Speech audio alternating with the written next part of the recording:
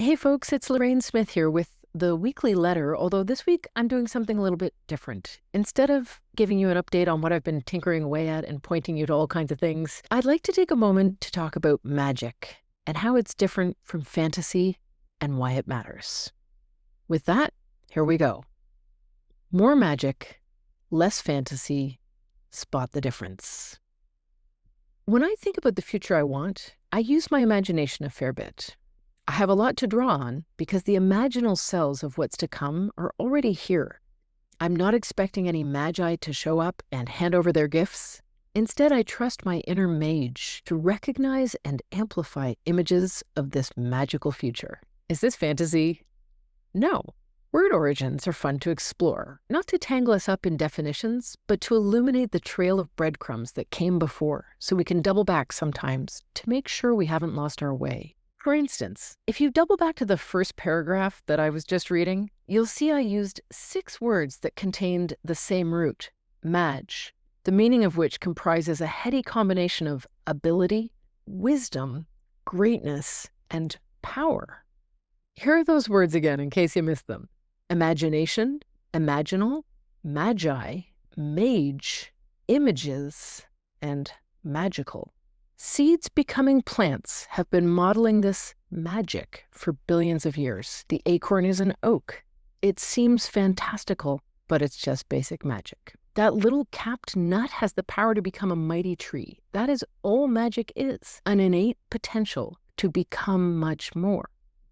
Whereas fantasy is about making things perceivable in some way. It can be completely invented as long as we can see it. Fantasy exists. Rainbow is magic. Unicorn is fantasy. Why does this distinction matter?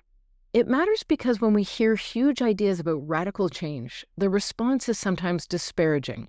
This is all rainbows and unicorns, as in, it's completely unrealistic. But I think this is misleading in dangerous ways. It lumps powerful possibilities, magic, with complete nonsense, fantasy. This is dangerous at a time when we need powerful possibilities to be believed, understood, and energized. Wait, what? Okay, consider.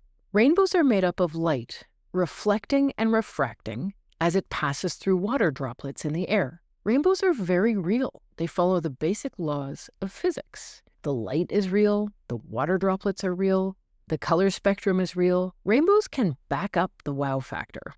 Different conditions will influence a rainbow's brightness, duration, etc., and individual humans and non-humans will experience this phenomenon in different ways. So, while rainbows ignite all kinds of sparks in our imaginations, they are by no means confined to our imaginations. Unicorns, on the other hand, do not exist within those pesky laws of physics. They abound in art and story. They play many roles within and across cultures over time. But beyond our imaginations, unicorns are not real. Upon further examination, there is no there there. There's nothing wrong with loving unicorns, or any fantasy for that matter, but we need to be careful not to confuse the two. And right now, we really need more magic. Instead, when it comes to solving big challenges created by industrial and economic norms, we're getting a lot of fantasy. Even the economy can't bend the laws of physics. A common example of fantasy is one where companies promote an ambition of net zero by 2050 for their climate change goal. This is made visible in numerous sustainable finance disclosures, but it is not made real, no matter how much money and branding companies throw at it. These illusory propositions are compelling, as are a lot of fantasies, even though in reality they entail untenable pressure on ecosystems and communities. This does not solve the climate and biodiversity issues we're creating, it worsens them. While it may feel strange and complicated, it's important that we work within reality on climate and other corporate impacts. Fantasy is fine where there are no consequences, but in industry, there are a lot of consequences. Unchecked fantasies can pull us wildly off course. Meanwhile, even though some magic seems far-fetched, it is the very thing we need, made up of what's already all around us. It's a bit like trillions of points of light passing through water to beautiful visual effect. It is far-fetched. And it happens all the time. I outline my concerns with corporate climate action, net zero, and more in numerous articles throughout this blog. And many more people explain this particular issue, sometimes summarized as carbon tunnel vision, in greater detail. The point is, the current approach to climate and to corporate responsibility more broadly contains a lot of fantasy. It may feel good to join parties that celebrate it, but it's not wise and great, and it is not powerful, at least not in relation to the health of humans and the biosphere.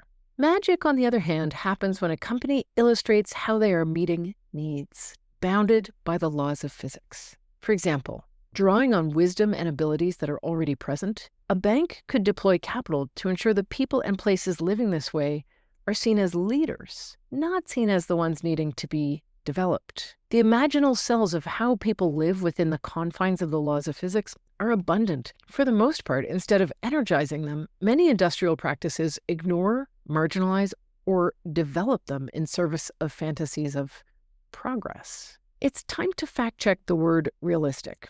It's not for me to tell others what to fantasize about, but not understanding magic doesn't mean it's unrealistic. Magic might be hard to fathom or even scary, depending on how one feels about one's current state. The laws of physics that give us rainbows don't really care about that, though. They're consistently realistic no matter what we think, say, or do.